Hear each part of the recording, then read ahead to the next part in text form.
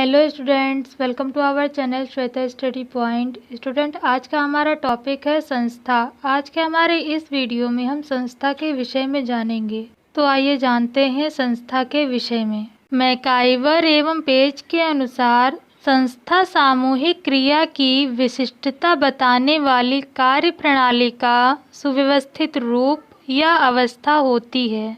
दूसरे शब्दों में कहें तो मैकाइवर और पेज संस्था को सामूहिक क्रिया की विशिष्टता बताने वाली कार्य प्रणाली का सुव्यवस्थित रूप या अवस्था मानते हैं। वहीं चार्ल्स कूले के अनुसार संस्था सामाजिक विरासत के रूप में स्थापित किसी अत्यंत महत्वपूर्ण आवश्यकता की पूर्ति के लिए बनाया गया सामूहिक व्यवहारों का एक जटिल संगठन है। सरल शब्दों में कहें तो कूले संस्था को सामूहिक व्यवहारों का एक जटिल संगठन मानते हैं। इनका मानना है कि संस्था का निर्माण किसी अत्यंत महत्वपूर्ण आवश्यकता की पूर्ति के लिए किया गया है। गिलिन और गिलिन के अनुसार एक सामाजिक संस्था सांस्कृतिक प्रतिमानों का वह कार्यात्मक समूह है जो स्थायी होता है एवं जिनका उद्देश्य होने वाली सामाजिक आवश्यकताओं की पूर्ति करना होता है। दूसरे शब्दों में कहें तो गिलिन और गिलिन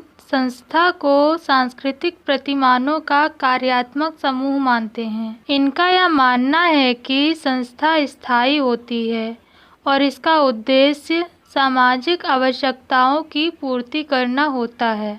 अनेक समाजशास्त्रियों का यह कहना है कि वास्तव में संस्था समाज रूपी रथ को संचालित करने वाले पहिए हैं। जैसे धार्मिक क्षेत्र में पूजा स्थल, शैक्षिक क्षेत्र में विद्यालय और मनोरंजन के क्षेत्र में सिनेमा घर आदि संस्थाओं के अंतर्गत आते हैं। इनका निर्माण सामाजिक आवश्यकताओं की पूर्ति हेतु किया जाता है। संस्थाएं मानव हित संपादन का महत्वपूर्ण साधन होती हैं। संस्थाओं की कार्य प्रणालियां समाज द्वारा मान्य और स्वीकृत होती हैं। कहने का तात्पर्य यह है कि संस्थाओं का निर्माण सामाजिक आवश्यकताओं की पूर्ति के लिए किया जाता है, जिसकी कार्य प्रणालियां समाज द्वारा स्वीकृत और मान्य होती हैं।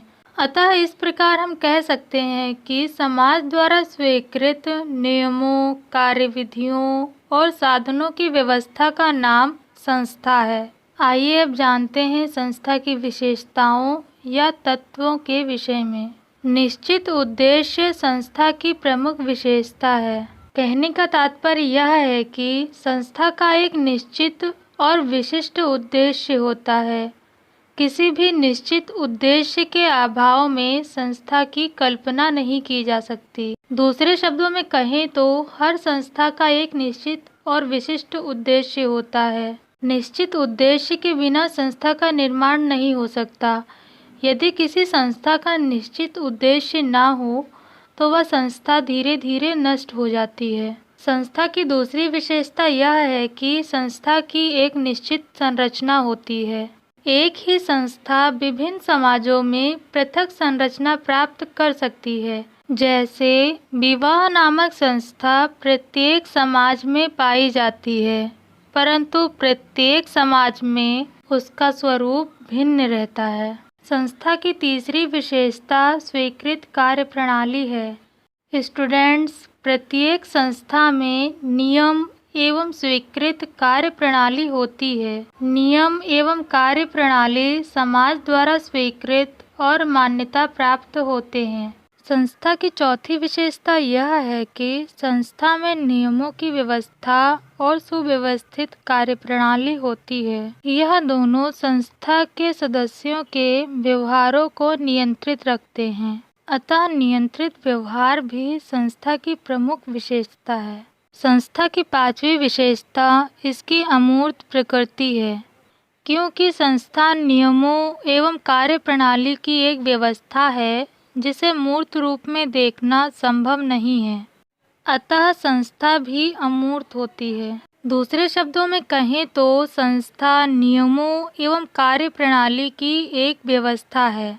क्योंकि नियम एवं कार्य प्रणाली अमूर्त होती हैं, अतः इनकी व्यवस्था होने के कारण संस्था भी अमूर्त होती है। संस्थाओं का विकास शनैः शनैः होता है। यह अपनी कार्य प्रणाली और उपयोगिता को सिद्ध कर देती है। कहने का तात्पर्य यह है कि संस्थाओं का विकास धीरे धीरे होता है और धीरे धीरे संस्था अपनी कार्यप्रणाली और उपयोगिता को सिद्ध कर देती है। अतः यह दीर्घकाल तक चलती रहती है। जैसे भारत में जाति प्रथा प्राचीन काल से चली आ रही है, जिसका अस्तित्व आज भी बना हुआ है। प्रत्येक संस्था की 7वीं विशेषता है। प्रत्येक संस्था का एक प्रतीक होता है। यह प्रतीक भौतिक या अभौतिक हो सकता है।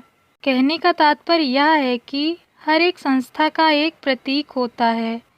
यह प्रतीक भौतिक या अभौतिक कोई भी हो सकता है। जैसे विवाह संस्था का प्रतीक मंगल कलश या मढ़ा आदि होता है। संस्था की 8वीं विशेषता सांस्कृतिक विरासत है। प्रत्येक संस्था संस्कृति की एक इकाई होती है, क्योंकि संस्थाएं पीढ़ी दर पीढ़ी चलती रहने के कारण सांस्कृतिक विरासत को भी हस्तांतरित करती हैं। संस्थाएं विचारों, विश्वासों, जनजातियों, प्रथाओं एवं परंपराओं को क्रमबद्धता प्रदान करती हैं। स्टूडेंट्स, ये थी जानकारी संस्था और संस्था की विशेषताओं के विषय में। अगर आपको मेरा वीडियो पसंद आया हो तो वीडियो को लाइक और शेयर ज़रूर करें। चैनल को सब्सक्राइब करना ना भूलें और साथ ही बेल आइकन को ज़रूर दबाएं, जिससे कि आपको मेरी आने वाली नई वीडियो की नोटिफिकेशंस मिल सके।